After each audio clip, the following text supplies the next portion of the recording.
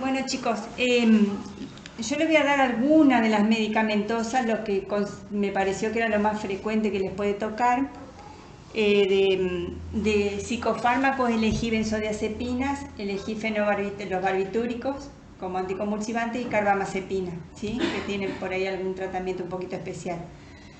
Y después de AINES, paracetamol, ácido acetilsalicílico y dipirona.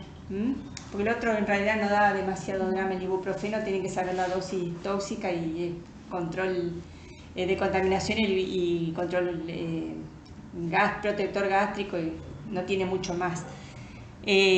Aspirina y paracetamol tienen tratamiento un poco más específico. Dipirona es como para desmitificar un poco a la pobre dipirona.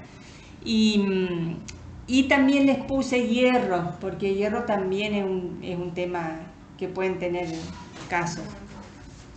Bueno, con respecto a las benzodiazepinas, que son ultra usadas, son depresoras selectivas del sistema nervioso central y tienen un altísimo índice terapéutico, por suerte. Se lo usa dependiendo de cuál sea, como sedante hipnótico, como miorrelajante, como anticonvulsivante. Con respecto, esta es una de las clasificaciones, depende de dónde se fijen, van a encontrar otra clasificación. En esta es de acción corta, cuando es de menos de 6 horas, que son en general, el midazolam, bueno, se utiliza en inducción anestésica, el triazolam es como hipnótico. De acción intermedia, entre 6 y 24 horas, que ahí tenemos los más usados, alprazolam, lorazepam y flunitrazepam. Y los de acción prolongada, clonazepam, bromazepam y diazepam, ¿sí? A su vez, tienen que saber que muchos de estos tienen metabolitos activos. Por ejemplo, el diazepam tiene metabolitos activos que prolongan muchísimo la vida media. Tiene muy buena absorción por vía oral y endovenosa. Con respecto a la vía intramuscular, es errática. El que mejor se puede usar intramuscular son dos, midazolam y lorazepam. Esos dos sí tienen buena absorción intramuscular. En adultos se utiliza bastante en la urgencia, que no podés contener a un paciente excitado, y bueno, el lorazepam, y encima si es etilista, protege más el hígado, así que se usa mucho. Tienen alta unión a proteínas plasmáticas, se metabolizan en el hígado. Un 70% se elimina por orina y el resto en las heces. En los neonatos, debido a la inmadurez enzimática, tienen vida media aumentada, ¿sí? También la vida media aumenta en los ancianos y pacientes con enfermedad hepática. En realidad, en los ancianos, por ejemplo, se debería utilizar de la dosis habitual que se utiliza para un adulto, empezar con un cuarto. ¿Qué neo no usamos? ¿Qué usamos neo? ¿Cuál usan el? Fenobarbital. Bueno, el embarazo es categoría D. El embarazo pasa a la placenta y puede dar abstinencia neonatal y abstinencia fetal intrauterina. Lo que hacen es potenciar la transmisión del GABA y aumentar la frecuencia de apertura de los canales de cloro. Los barbitúricos lo que hacen es mantener abierto el canal. Esto es lo que hace aumentar la frecuencia de apertura. Tenemos receptores benzodiazepínicos en el sistema nervioso central, en la médula, sustancia límbica, en múltiples zonas del sistema nervioso. La intoxicación aguda es semejante en los niños a una borrachera. Están mareados, están con ataxia, con nistagmo, y la depresión del sensorio, dependiendo de la dosis que tomó, puede ir de la somnolencia al coma. Y después todo en menos. Yo no sé si se acuerdan cuando vimos los toxidromes, este está dentro del sedante hipnótico alcohol, todo en menos, ¿sí? Hipotonía, hipotensión, puede llegar a depresión cardiovascular. Y hay un síndrome paradojal que se ve en niños y se ve sobre todo con el clonazepam, ¿sí? Y el lorazepam lo puede dar también, que es de excitación psicomotriz. Pese a ser una benzodiazepina, tiene un efecto paradojal. Bueno, el uso prolongado da tolerancia, dependencia y abstinencia. Cuando tenemos un paciente intoxicado con benzodiazepinas, los diagnósticos diferenciales en los cuales tenemos que pensar son en todos los depresores del sistema nervioso, etanol, barbitúrico, opiáceos y causas clínicas, traumatismo encefalocraniano, tumores e infecciones del sistema nervioso. No sé si están teniendo en la guardia el kit rápido. en este momento que era como una alcancía así como el de Eurocultivo. No, pedimos droga en orina, Ajá. pero no sé si es puntualmente ese. No sabes si es.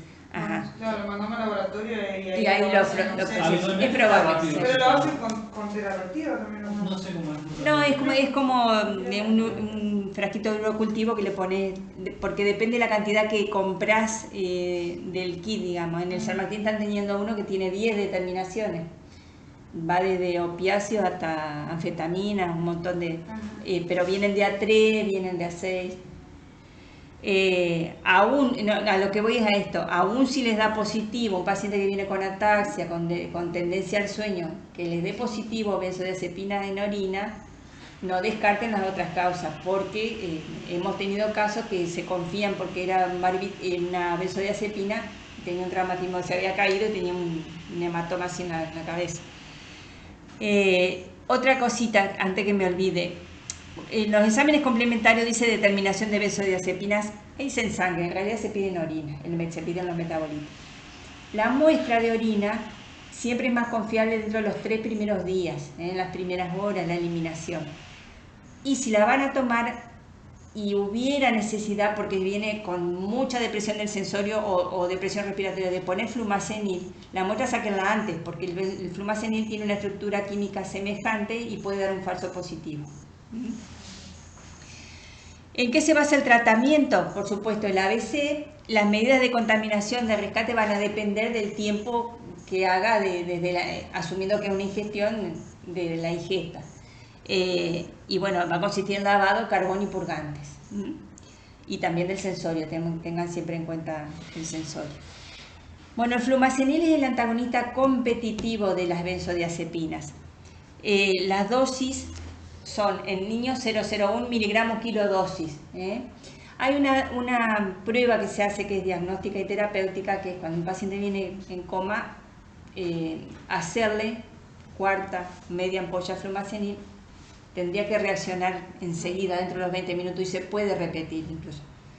En el caso de los niños no van a tener este problema seguramente, pero tiene contraindicaciones el flumacenil, tiene sus contraindicaciones absolutas. Por ejemplo, si hubo ingesta de antidepresivo tricíclico es contraindicación absoluta. No creo que pase en niños, pero se los comento. Y también cuando el paciente entra en coma, viene en coma y uno necesita que esté reactivo, o para ganar tiempo, o porque necesita despertarlo, se puede hacer goteo, infusión de flumacenil, ¿sí? Eso ya es en terapia. ¿El carbón activado cuánto tiempo lo dejas? ¿El qué? ¿El goteo? No, el carbón, digo. El carbón es una sola dosis, es única dosis. En el caso de que pudiera necesitar muchas dosis, nosotros lo hemos indicado, pero fue en un caso puntual de un adulto que se tomó una caja completa de diazepam y que estuvo en coma, terminó muriendo. En ese sí le dejábamos la infusión, todo, y le hicimos carbón seriado por el tubo, pero fue porque era una cantidad monstruosa que se había tomado pastillas. Eso es con benzodiazepina. En general no hay grandes problemas con la benzodiazepina en sí. El tema es si asociaron con alguna otra cosa, con algún otro tóxico, o si se aspiró el paciente. Que ahí ya, bueno.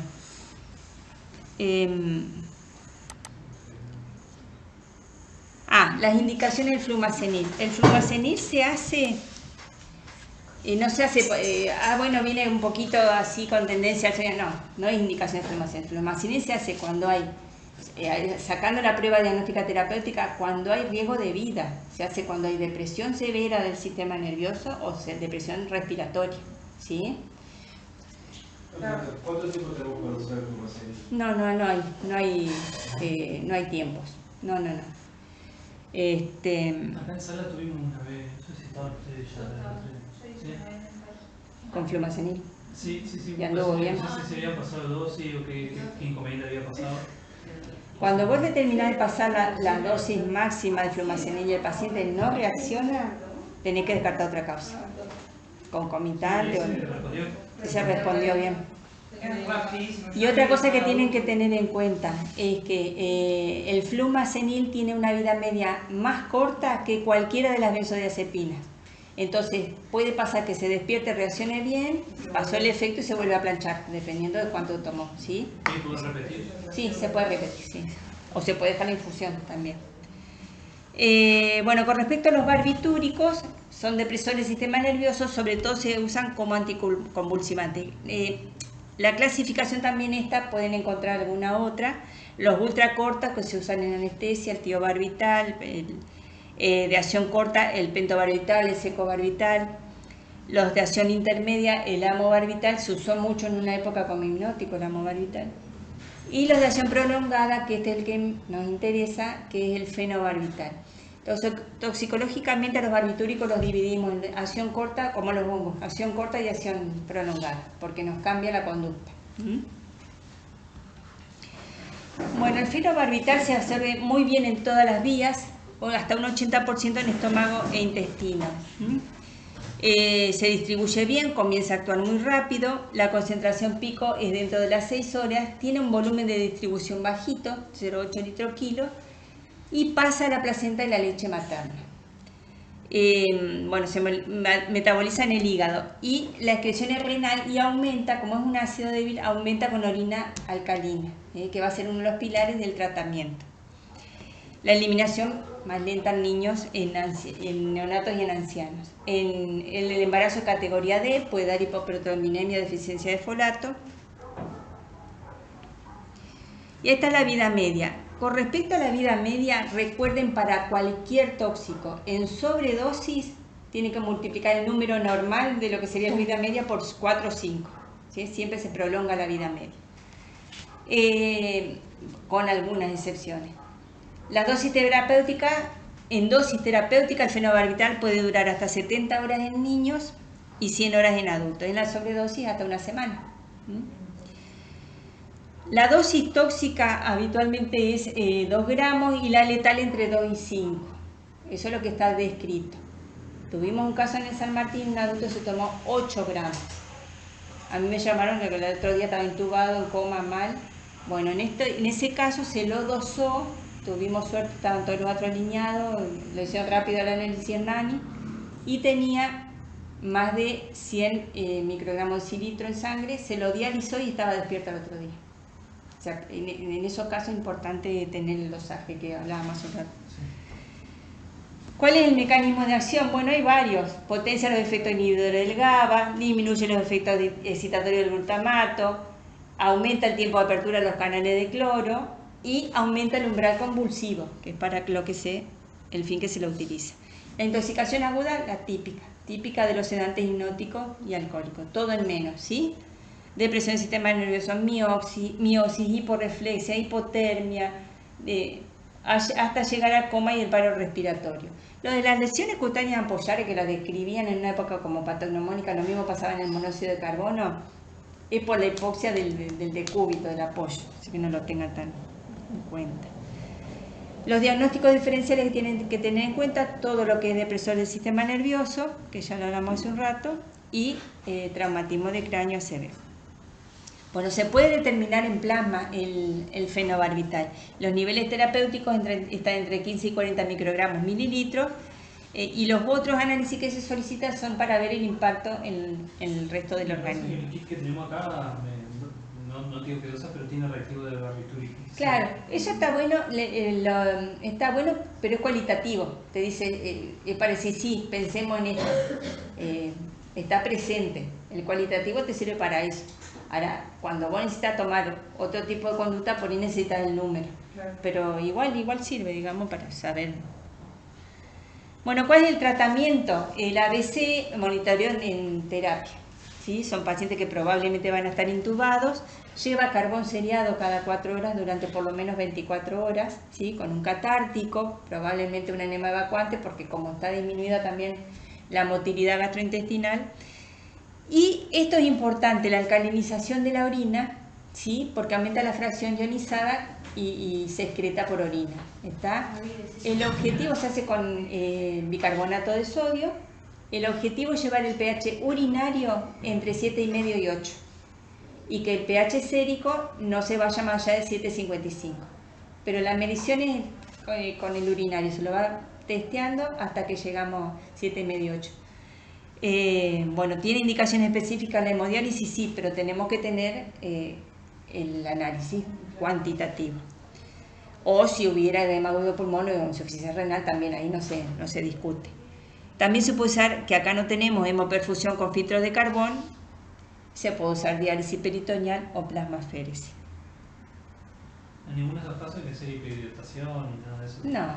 No, hidratación normal, no. Lo va a ir eliminando. O sea que eso de la hiperhidratación casi que yo no he visto en los libros nuevos que se use mucho. Sí, asegurarte un buen ritmo de diuresis, sí, eso sí. Vamos a la carva ahora. Así terminamos con los psicofármacos por ahora. Bueno, la carbamazepina es bastante, se ve bastante más frecuentemente de lo que uno desearía en las intoxicaciones. Porque se prescribe mucho, porque anda muy bien en muchas patologías, ¿sí? No solo como anticonvulsivante, sino para el neuralgia del trigémino es de elección, se usan los bipolares, se usa también como profilaxis en la migraña en muchos casos, y lo de la abstinencia alcohólica yo nunca lo indiqué, lo pongo porque lo leí, pero la verdad que no. Bueno, el problema con la carbamazepina es que tiene una absorción lenta y a veces es un poco errática.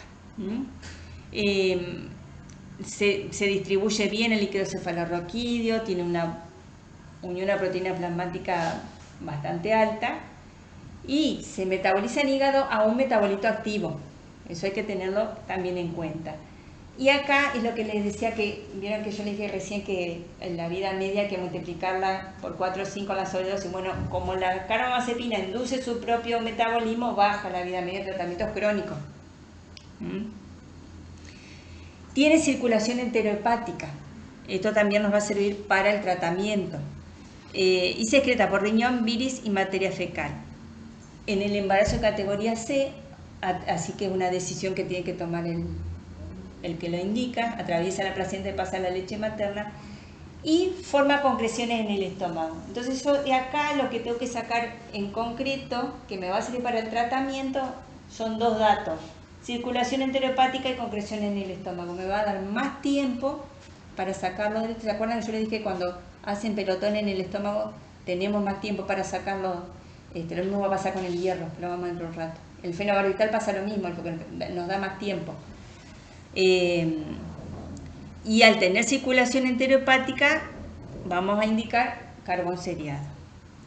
En el mecanismo de acción prolonga el periodo inactivo de los canales de sodio y disminuye la generación de potenciales de acción repetitivos. Acá la intoxicación aguda, además de los mareos, vértigo, hipotensión, extrapiramidalismo, midriasis, es medio loco el cuadro que da la carbamazepina. Hay una característica que tiene, que da coma cíclico. Muchas veces el paciente está hablando con uno y hizo así y entró en coma. Y al rato se despertó y está excitado y se quiere arrancar todo. Da coma cíclico.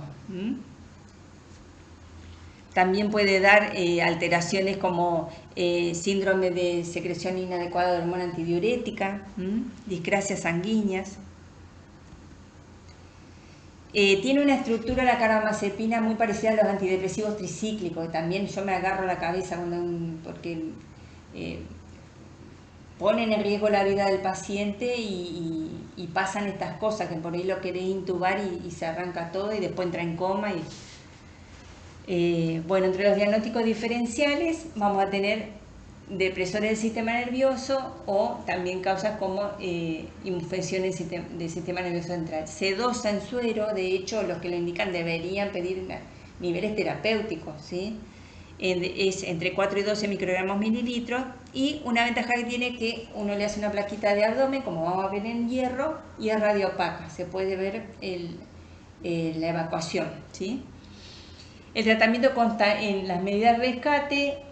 Para el lavado gástrico tenemos muchísimo tiempo porque tiene efecto aparte anticolinérgico, y hace concreción en el estómago. Así se dice, viene un paciente hace 5 horas que pasó, le derivaron del interior lesionada, insistan con el lavado gástrico, cuidando la vía aérea.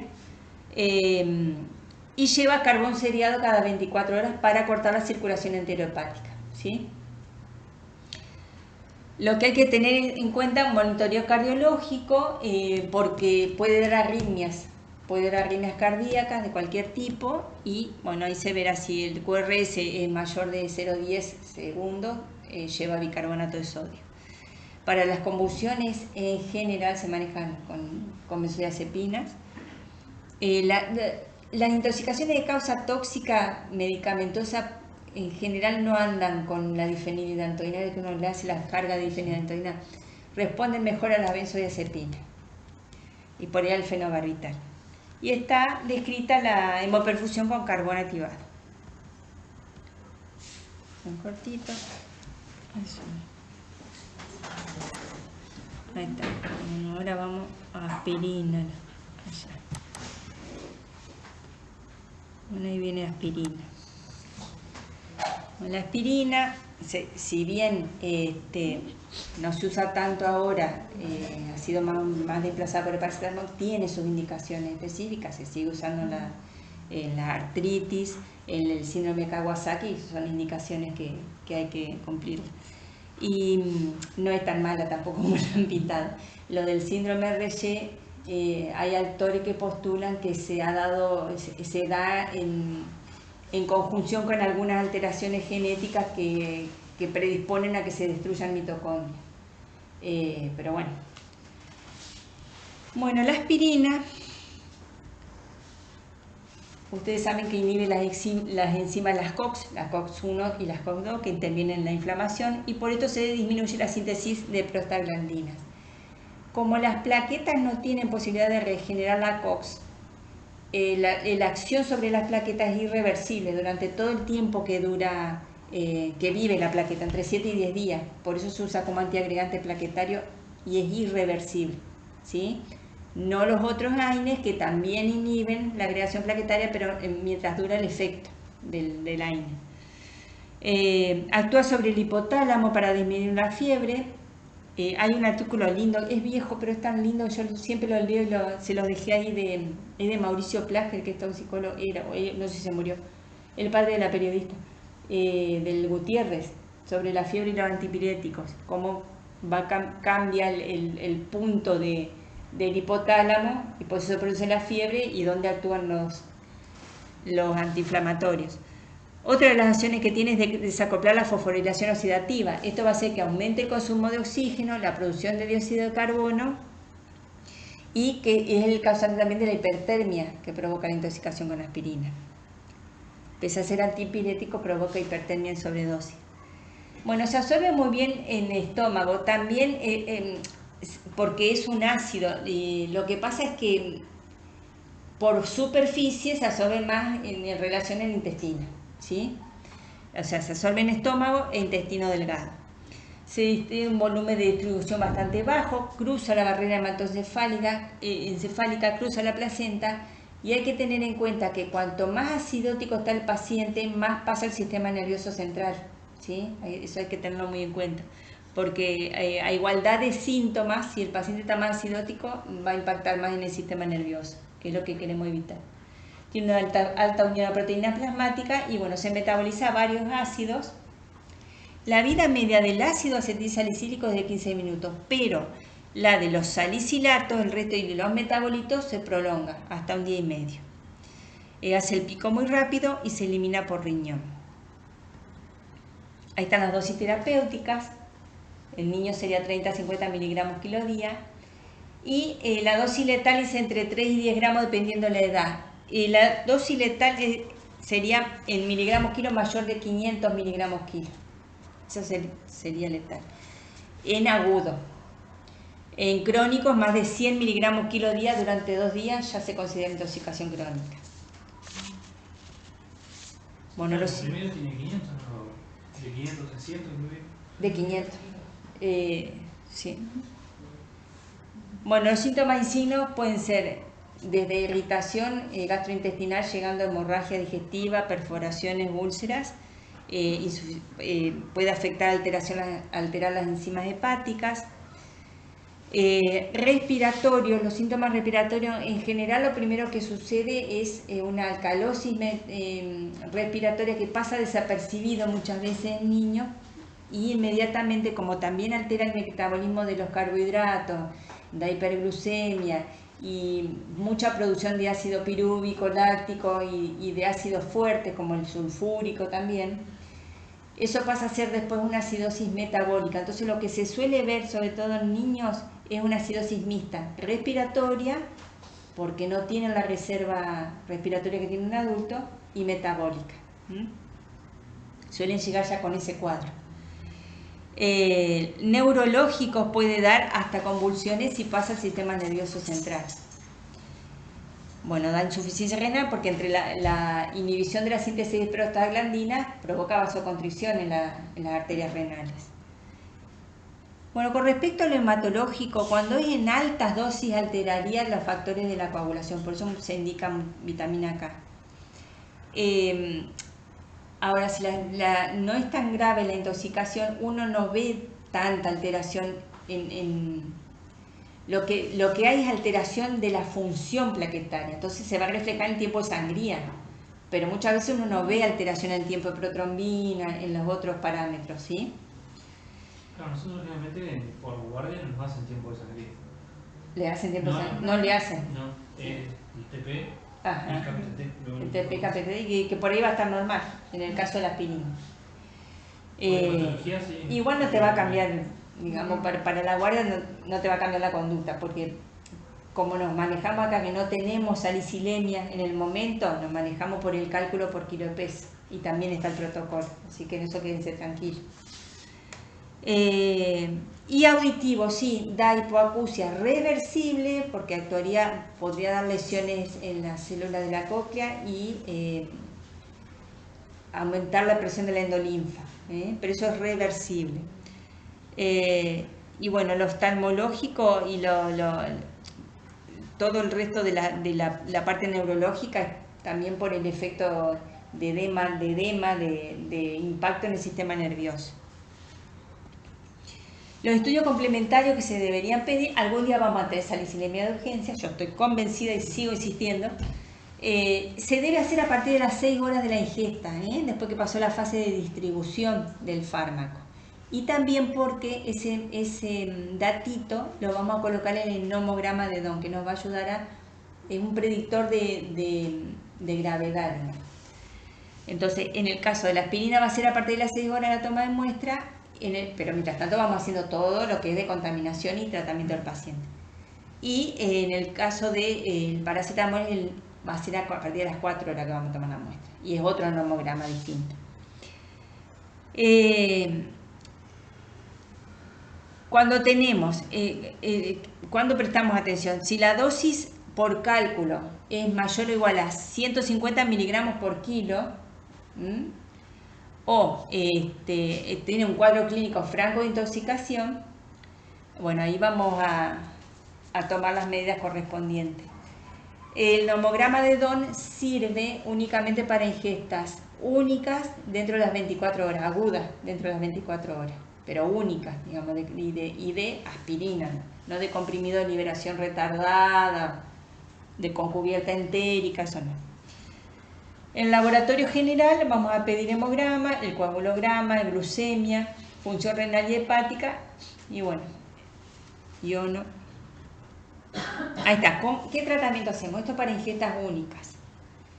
Nosotros sacamos el cálculo, vimos que lo terapéutico era entre 30 y 50 miligramos kilo, ¿sí? Si nos da el cálculo que tomó entre 60 y 100 miligramos kilo, solamente purgante, líquido vía oral y protector de la mucosa. Se lo puede manejar tranquilo. Incluso algunos, estaba leyendo ese librito nuevo que me compré, que hasta 150 miligramos kilo se podría manejar en la casa, controlándolo con seguimiento telefónico. No sé, yo creo que para la idiosincrasia argentina el seguimiento telefónico de este tipo todavía no está ajustado. Hay que evaluarlo bien de qué familia estamos hablando. Para una familia de médicos, ¿qué le pasa? Bueno, vos sabés cómo lo va a controlar. Entre 101 y 150 miligramos kilo, ahí se agrega carbón, purgante y protectores de la mucosa, y más de 150 miligramos kilo, lavado. Esto es lo que le decía, hasta 2 horas por ingesta se puede hacer por las concreciones que hace en el estómago, carbón, purgante u otro osmótico, ¿sí? Esto ya lo vimos, ahí.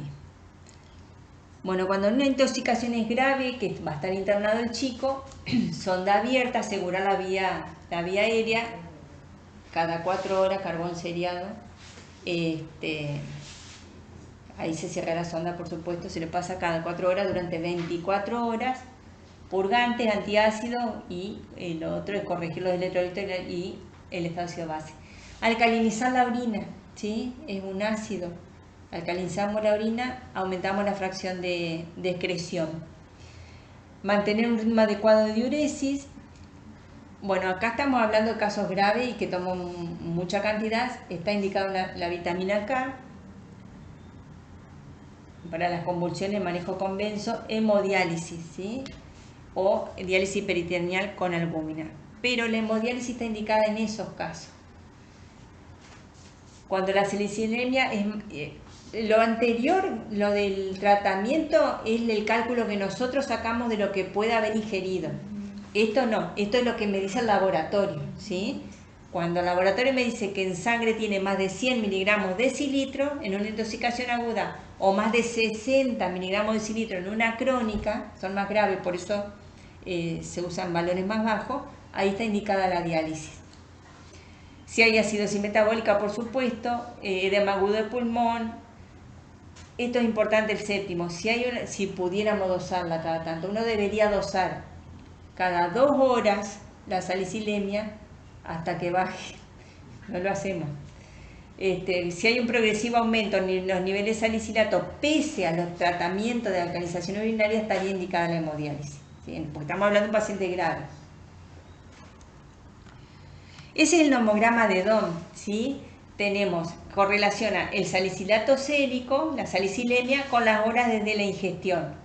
Entonces nosotros sacamos, después de las 6 horas que tomamos la primera muestra, que pasó la fase de distribución, lo aplicamos acá y predice la toxicidad, predice qué puede pasar, ¿sí? ¿Qué pasa con la intoxicación crónica? La intoxicación crónica es cuando ingieren más de 100 miligramos kilo día durante más de 2 días, ¿sí? O se le da la administración reiterada por más de 12 horas, es decir, esos papás ansiosos que le dan grita, le dieron la aspirina, sigue con el dolor, a la media hora le volvieron a dar, eso pasa en el adulto también, lo que pasa que en un cuerpo de 80 kilos no es lo mismo. De que empieza con lo de muela, dejan que se le instale y están tomando cada media hora, porque no hace efecto. Bueno, el cuadro clínico de la intoxicación crónica es la hipertermia, deterioro sensorio, los acúfenos, ¿sí? Gastritis, hemorragias, convulsiones. Uno acá, para decir que es agudo o crónica, tiene que interrogar bien al papá desde cuándo le está dando. Tengan en cuenta los test que hablábamos la otra vez. Si le están dando paico, también tiene salicilato, ténganlo en cuenta, por ahí están dando aspirina y un té. Lo mismo va a pasar con el paracetamol.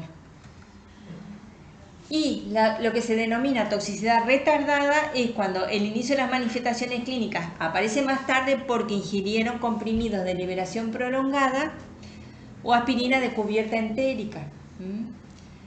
O si lo de las concreciones que le decía recién también pasa con la aspirina, que da piloroespasmo. Entonces permanece más tiempo en el estómago. Entonces se va absorbiendo más lento. Esto en cuanto a aspirina. ¿Tiene alguna pregunta que hacerme? Yo uso poco la aspirina como analgésico. No. Por eso te digo, tiene indicaciones para el Kawasaki, la artritis reumatoide, que no se reemplaza por el paracetamol, pero no quedan muchas indicaciones. Como antipirético no, porque tampoco es... Creo que sería sobre todo por la ingesta de algún comprimido de los padres. Por ingesta de los padres o los abuelos, porque muchos tienen profilaxis cardiológica, en la aspirina Prevent, por ejemplo, que es de 320, y tiene cubierta entérica. Entonces sí, más que nada es bueno, las benzodiazepina también. Van a la casa de la abuela, está el pastillerito que tienen cortado. Esa es la mayoría de los accidentes. No sé cuál seguir. No sé con cuál seguir. Paracetamol. Bueno, sí, paracetamol.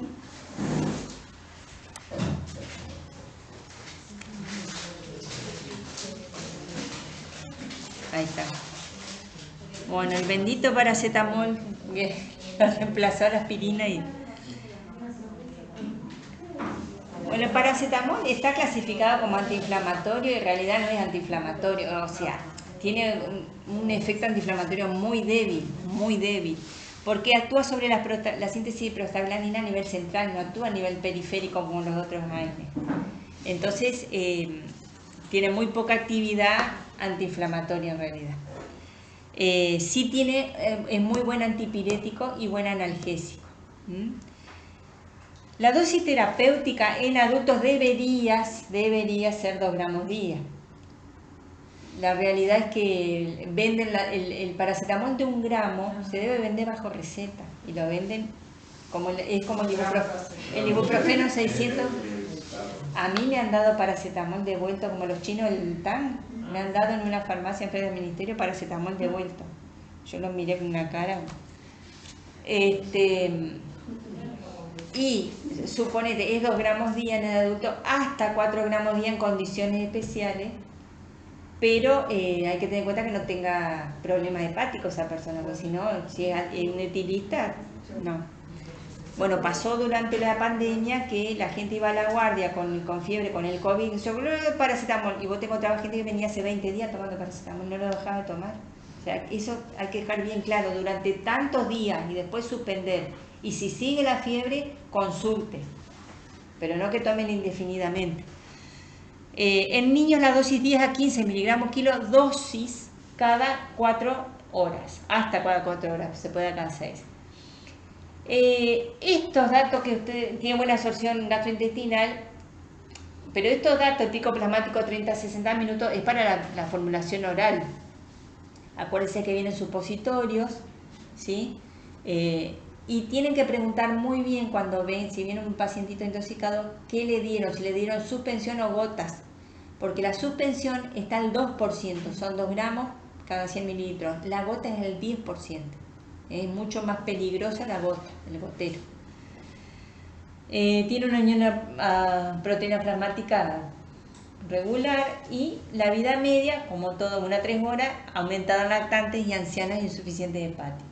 Se metaboliza en hígado, que ya vamos a ver el metabolismo, que es la base de la toxicidad, y es dentro de todos de los más seguros para usar en el embarazo.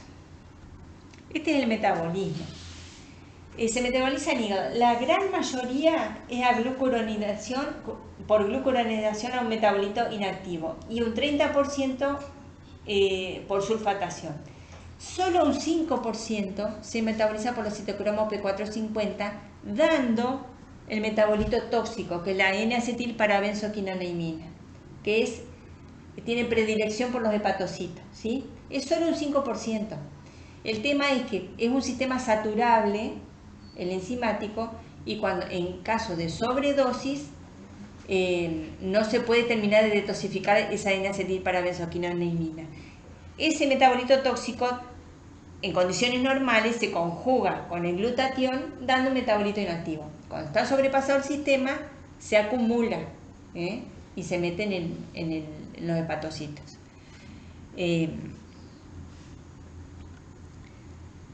Bueno, nosotros acá, toxicológicamente, y en las intoxicaciones las vamos a dividir en agudas y crónicas. La intoxicación aguda para los niños es cuando consumen más de 140 miligramos kilo. Y hay autores que hablan de 200 miligramos kilo. O sea que sería bastante amplio el rango. En adultos es 7 gramos y medio la dosis tóxica.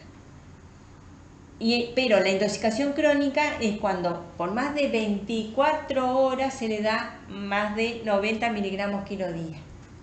¿Sí? Así que hay que tener mucho cuidado con la indicación. La presentación clínica, yo siempre la relaciono el paracetamol con el hierro y con la manita faloide, son muy parecidas. La destrucción hepática viene en etapas, ¿viste?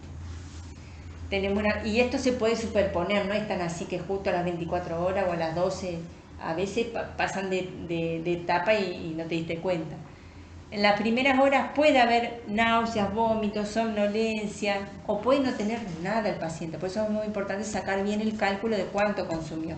Porque la vienen sin nada. Vienen sin nada. Entonces vos no te tenés que confiar en la decontaminación, hay que hacerla si corresponde. Y en ese momento las enzimas hepáticas están dentro de los valores de referencia. Dentro de las 24 a 36 horas desaparecieron los síntomas y uno ahí puede correr el riesgo de darlo de alta sin precaución, decirle que vuelva, porque ahí es donde empieza a destruir el hígado. Ahí comienza la injuria hepática y la ASAT es la que tiene más sensibilidad en este caso, que es la GOT vieja. No sé si con cuál la nombran ustedes. La tercera fase, que es entre el tercero y el cuarto día, es el momento de máxima hepatotoxicidad donde desarrolla la insuficiencia hepática el paciente. Y bueno, si pasa esa fase, entre los 7 a 10 días ya se recupera ad integrum, porque el hígado es sumamente noble, digamos. Si no lo destruyó en la tercera etapa, se recupera ad integrum. Esto era para recordar encefalopatía hepática, pero es común. ¿Qué diagnósticos diferenciales tenemos que hacer en el caso de intoxicación con hierro? Amanita paloide, ya la vimos. Los hidrocarburos halogenados como el cloroformo, el iodoformo. Algunos anticonvulsivantes, difenilaldoína, carbamazepina, la isoniazida.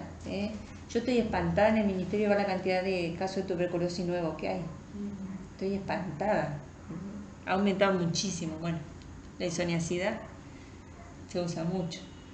El metrotexate, el valproico y el hierro. Y entre los no toxicológicos, hepatitis infecciosa, enfermedad del tracto biliar o relleno. ¿Qué se debe pedir? Paracetamol en suero, ¿sí? A partir de las 4 horas desde la ingestión. O sea, uno calcula, a veces llegan y ya está en horario para pedirlo. Y si no, mientras tanto uno le va haciendo toda la decontaminación, todas las medidas correspondientes. ¿Tienen en San Martín? Sí. Acá no. ¿Qué cosa acá? Paracetamol. No, paracetamol en caso, te digo yo. No, paracetamol no. Que le calculás con lo que ingirió. Acá es el Nani, la vez que estuvimos uno, las 12, la Nani lo tuvo que mandar. Está perfecto, el tema es que te lo den en el momento. Claro, sí, porque el tema fue autorizar, solo autorizar todo. Aparte salir de los 150 pesos del estudio. Pero tenía que irse, autorizarse, volver todo y pasó como 2 días hasta que se terminó. No, por eso, a mí me han consultado por ahí y una cuestión académica, pedir una colinesterasa eritrocitaria, te la dan a los 20 días. Eso es académico para ponerlo en el estudio, ¿no? Porque la realidad es que no te sirve para tomar conducta. No. Aparte cuando te lo dieron ya la regeneró. Bueno, y el laboratorio de rutina, por supuesto, hepatograma, coagulograma, amilasemia, hemograma y electro. Y acá no está, pero el paracetamol es un metabolito de la fenacetina, que es un derivado de la anilina. También está la posibilidad de la metahemoglobinemia. O sea, si se les presenta un caso que además tiene metamol, que lo ven muy marrón, que tiene metahemoglobinemia, puede ser por esto, no porque consumió otra cosa. ¿Hasta cuándo se lo ponen? Siempre la duda, ¿hasta cuándo lo controlaba por laboratorio? Hasta que normalizó el hepatograma. ¿Y ya te viene normal? Sí, ahí lo puedes dar de alta con control ambulatorio. Sí. Y si nunca alteró, pues por eso no pasa que nunca alteran el... Y cuando nunca alteran tiene que pasar por lo menos 5 días, hasta que pasa la fase crítica. Claro.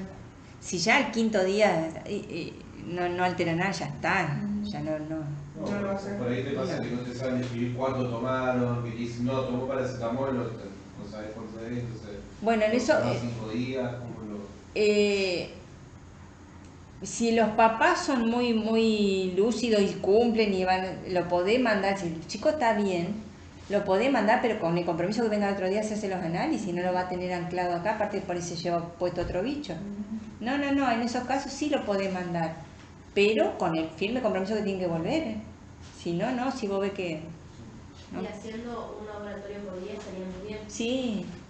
Ahora, cuando están internados, sí, cada 12 horas, no sé. Pero si no es necesario. Si nosotros tuviéramos la posibilidad de hacer el paracetamol en sangre, vos lo hacés, por más que tomó un montonazo, te da una barbaridad de, qué sé yo, 220 miligramos kilo. Y vos le hacés el rescate todo y esperaste las 4 horas, te hicieron en el momento paracetamol. Lo colocás en el nomograma de Don y te cae acá, en la zona de sin riesgo, hiciste un re buen rescate, se puede ir a la casa y te ahorrás un antídoto. Eso puede pasar. Lo que pasa es que como no lo tenemos en el momento, si vos sacás el cálculo que está en una dosis hepatotóxica, o por lo menos tenés el recurso de la N-acetilcisteína, se la hacés los 17 dosis y te queda tranquilo. Y si por ejemplo se puede hacer porque al otro día volvemos y sigue sirviendo igual los saque paracetamol o ya... No, es para 24 horas Solo ingesta para- única. Sí.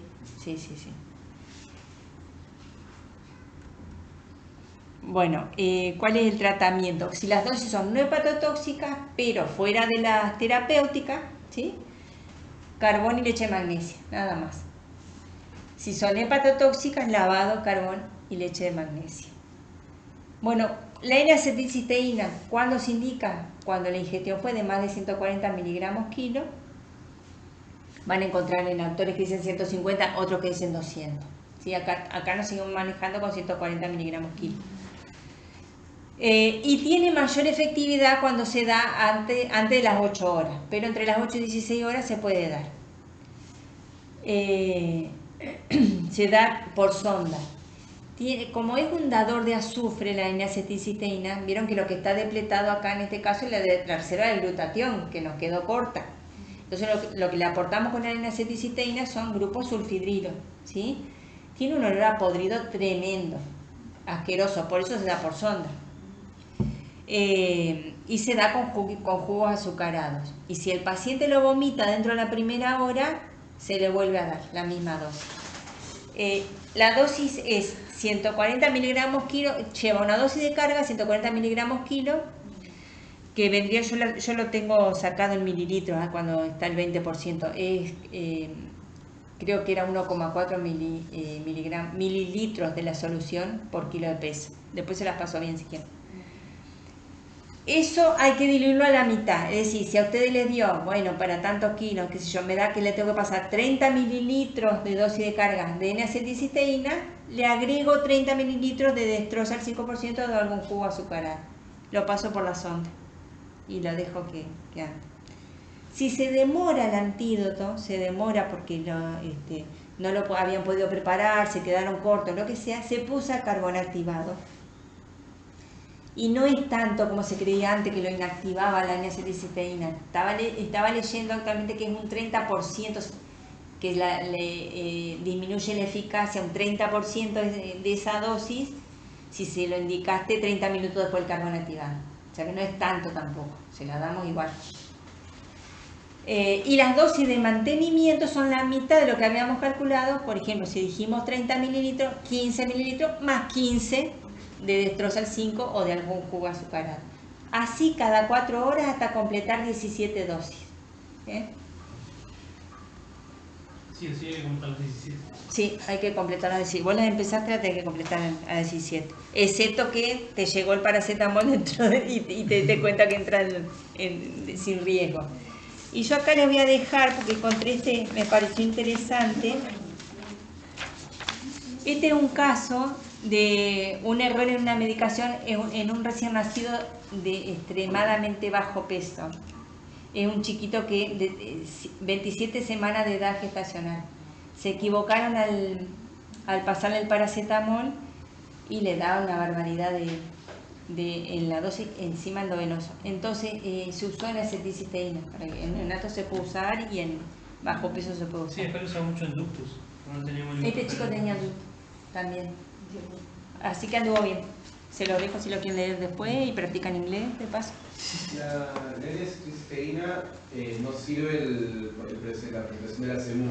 No hablo, acá la conseguimos, digamos, pero si estoy en... Sí, en realidad no es que nos sirva, tiene muchos excipientes. Servir sirve, pero tiene un montón de excipientes y es efervescente encima.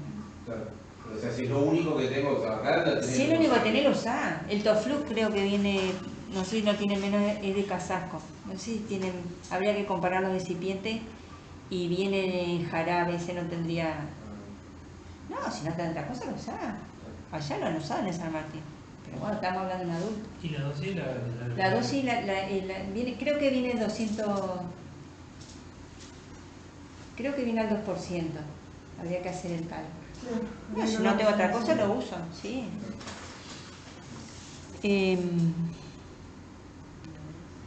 Viste que el tema es que el paciente sobreviva, después veremos Sí. qué hacemos. Yo no va a tener. No va a tener, no. A ver si no me olvido algún detallecito acá que les tenga que contar el paracetamol. No. Ya te lo dije. Bueno, y ahora viene el hierro, que también es otro temita, el hierro. Ahí está. Bueno, el hierro, recuerden que se absorbe muy bien en el intestino delgado. Tiene un mecanismo, es sabio el organismo, tiene un mecanismo de regulación de la entrada del hierro, ¿sí? Lo que se absorbe lo que necesita el cuerpo. Lo que absorbe un poquito de más lo deposita en la ferritina o en las proteínas de depósito que hay. Y eso después descama y se excreta. El problema es cuando, o sea, eso en condiciones normales. De ahí de la ferritina pasa a la sangre, lo transporta la transferrina a la médula para generar los glóbulos rojos. Cuando hay una sobredosis, no solamente que se sigue depositando la ferritina en las proteínas, pero tiene un efecto corrosivo el hierro sobre la mucosa intestinal, entonces pasa directamente, ¿sí? Pasa y se distribuye y ahí es donde se vuelve tóxico.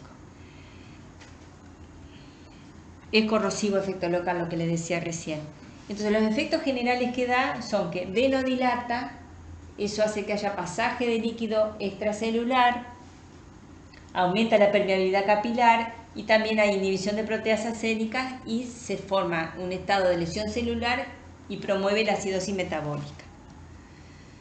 También se divide en 4 estadios didácticamente. Al principio va a haber síntomas digestivos. El hierro es muy, realmente es irritante, la mayoría de las veces vomitan y está bueno porque eso limita la absorción. Pero bueno, puede dar palidez, acidosis, síntomas digestivos o nada, dependiendo de cuánto consumió. Luego, dentro de las primeras 24 horas, acá se superponen también los periodos, como hablábamos recién con el paracetamol, es un periodo latente donde disminuyen los síntomas digestivos y acá uno también puede cometer el error de mandarlo de alta sin pauta de alarma, y bueno, y ahí empezó a destruir el hígado. Y en el estadio 3 es donde viene la falla de órganos, ¿sí?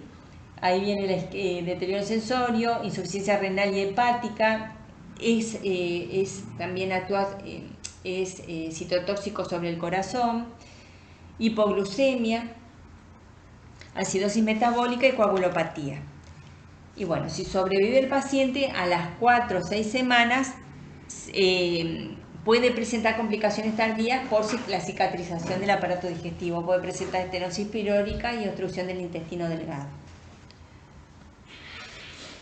Los exámenes complementarios que pedimos es, lo ideal, la ferremia, dentro de las 4 a 6 horas, que es la fase de distribución. Después de las 6 horas no nos sirve porque se hace intracelular y vamos a estar confiados que da un valor lindo y está dentro y ya está destruyendo.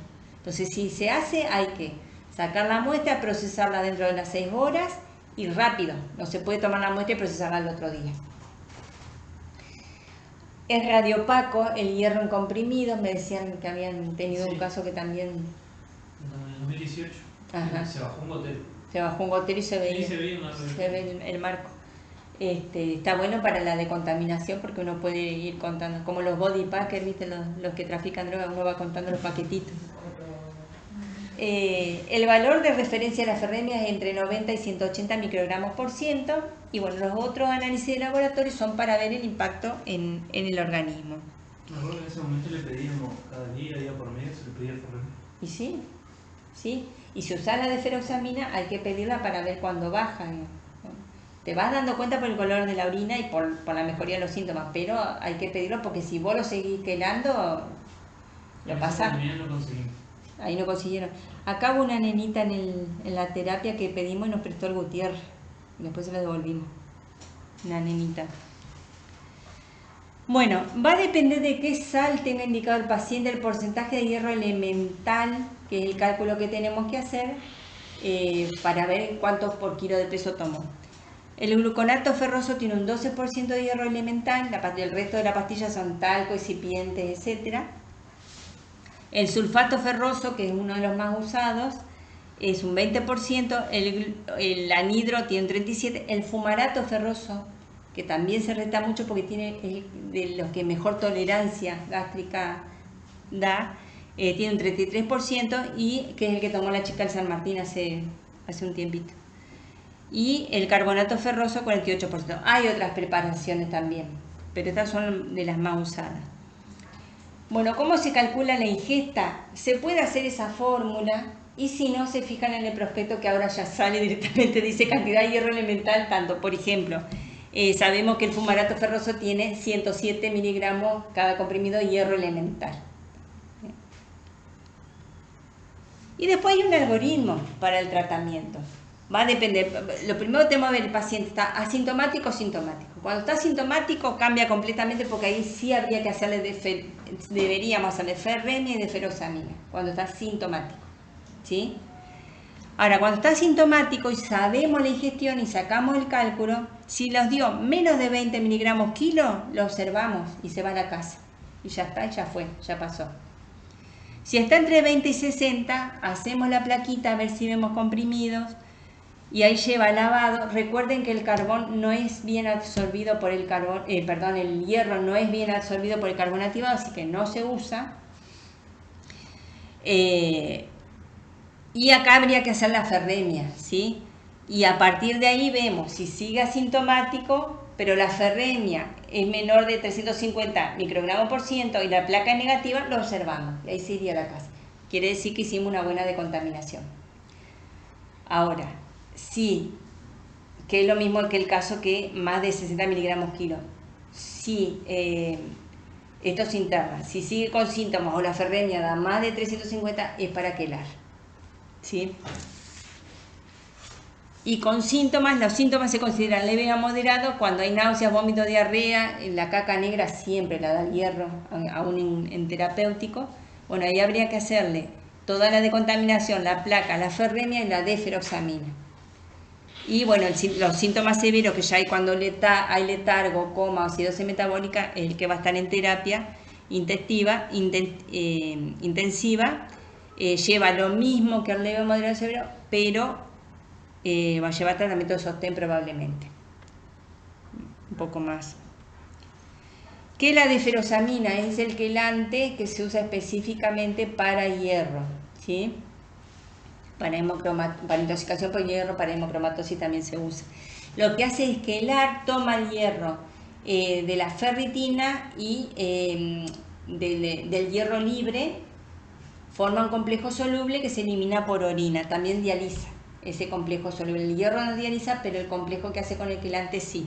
Quelante quiere decir cangrejo. Da una característica especial que tiñe la orina de un color vino rosado, amarronado, así que uno ve que uno puede controlar que está funcionando el quelante, ¿sí? Y es uno de los parámetros que se tienen en cuenta muchas veces para parar la quelación. La quelación no debería ser más de 24 horas en realidad.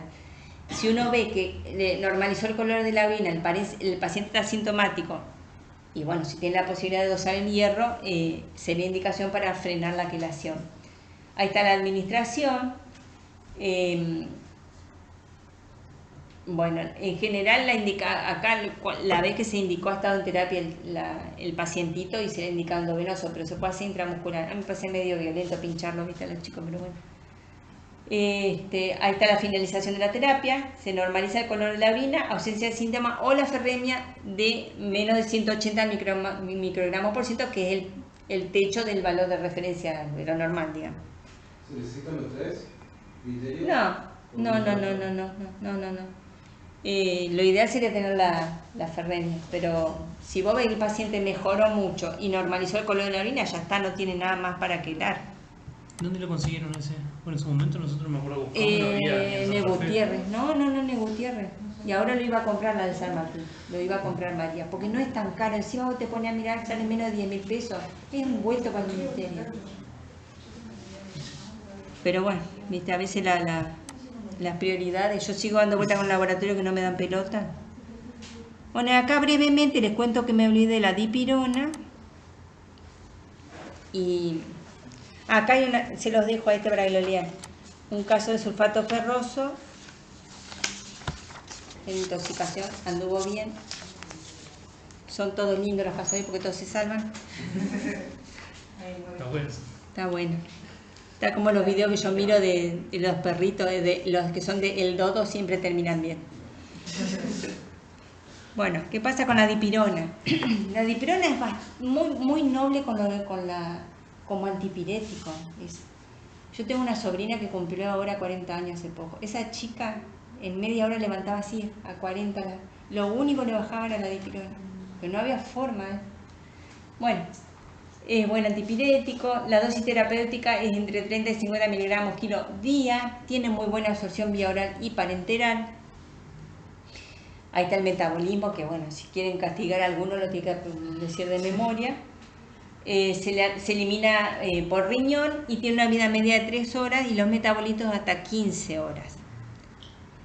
En la intoxicación aguda y crónica los síntomas son similares, ¿sí? Van desde reacciones alérgicas hasta exacerbar cuadros de bronquitis obstructiva. Los AINES en general, recuerden que como inhiben las COX-1, las COX-2, algunos la COX-2 horas, pero dejan libre la vía de los leucotrienos. Entonces muchas veces se brotan los asmáticos cuando uno le da una AINE por ese motivo. Bueno, acá exacerba cuadro de bronquitis obstructiva, irritante local, el sistema nervioso puede llegar a dar convulsiones y en el metabolismo basal puede dar hipotermia. El paracetamol y la dipirona, cuanto más alta haya sido la fiebre previa, más probabilidad de hipotermia pueden dar. Pueden dar hipotermia en casos especiales hasta una semana después de haber ingerido una dosis única. Pasa.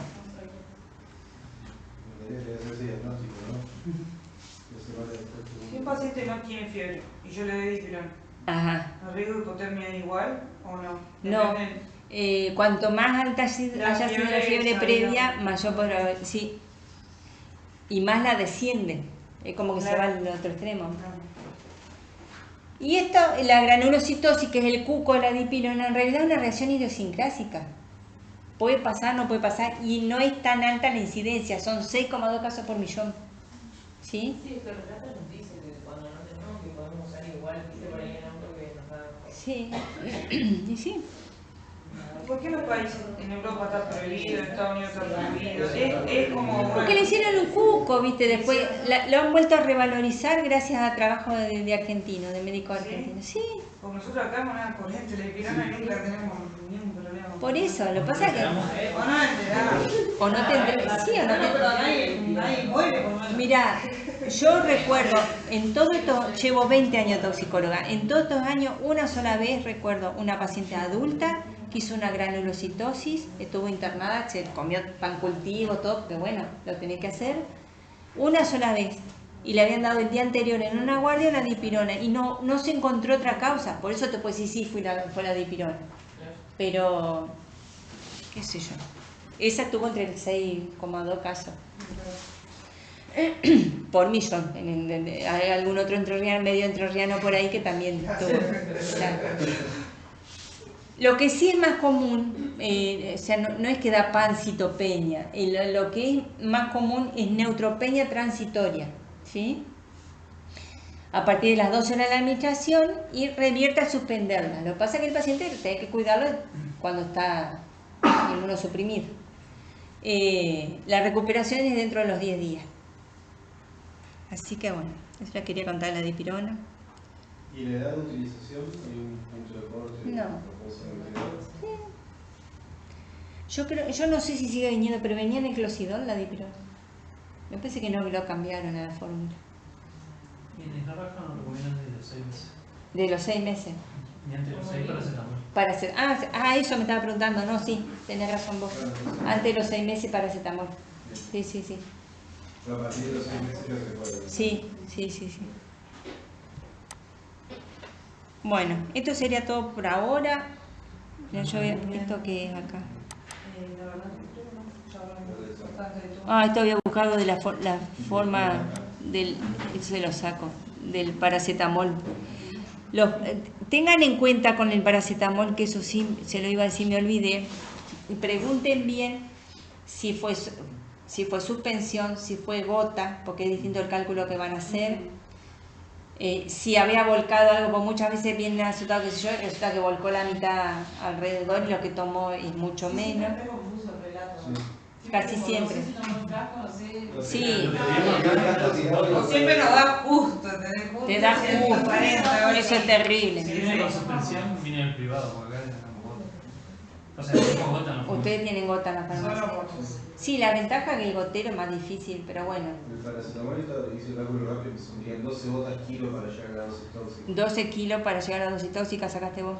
Sí, recién rápido. Ajá. No hice ese cálculo. Bueno, tengan en cuenta si además, pregunten, si además no le pusieron supositorio, porque no es pareja la distribución de paracetamol en un supositorio, y recuerden que evita el primer paso hepático. Tengan en cuenta si le dieron yuyo, pues si le dieron algunos de esos tipos vitapirena, no sé cómo se llama, tienen paracetamol. Todo eso lo tienen que ir sumando al cálculo. Y bueno,